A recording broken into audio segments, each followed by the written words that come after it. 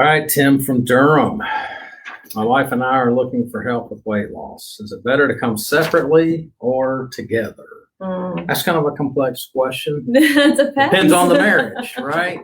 Depends on the relationship.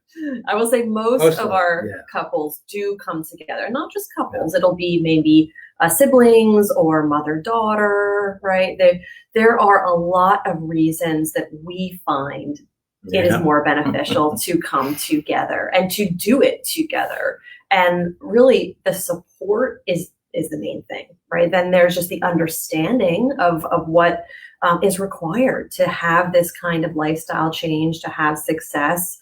The accountability piece is there as well. And I can't tell you how many times people you're sitting together in my office and one says, don't forget to tell them about what happened and what you're struggling with. And it's good because they may not be comfortable saying, I'm really having a hard time with this, but their support person with them in the office will say, we really need to have this discussion because I know they're struggling and I know they need help. And it's just a great dynamic to have folks who are able to and willing to be seen together and do this as a joint effort, because we generally work better in teams anyway. Right? As humans, we're pack animals, essentially. We shouldn't be expecting ourselves to do anything completely alone.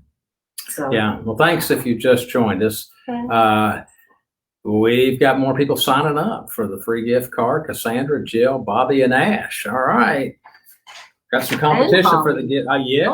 Competition for the gift card. Thanks for doing that and participating. We really appreciate it. And that's great. So, there's kind of an old saying that I think that maybe originates in the Bible, but the principle's true, is that, you would think that if you had one person, you have a second person join in, you got twice the effort, it's twice as good. But really, adding that second person, you get 10 times the result.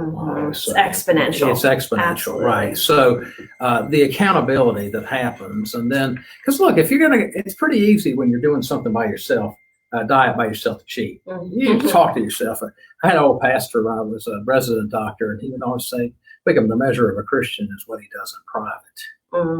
When no one else is around. And when you're all doing this stuff all alone, it's easy to eat some stuff and drink some stuff you shouldn't be doing. No one's watching. Right. Okay? Right. But if your spouse is right there, now you got to pull the deed off in front of them. And you don't want to do that.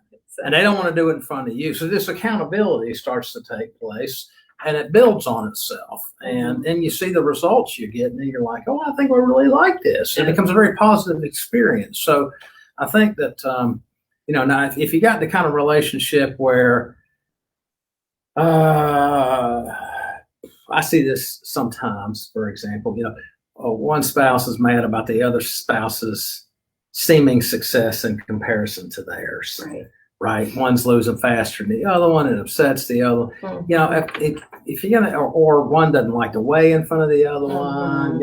It's not unusual to have It's not unusual to have a man who doesn't want his wife to see his weight. That's what what I'm saying? Just saying. So no judgment. Okay. Right. So, so maybe you want to do that stuff. Maybe you want to come to the office separate, although you're dieting together. So we understand those sorts of things. And we don't want it to be a source of contention.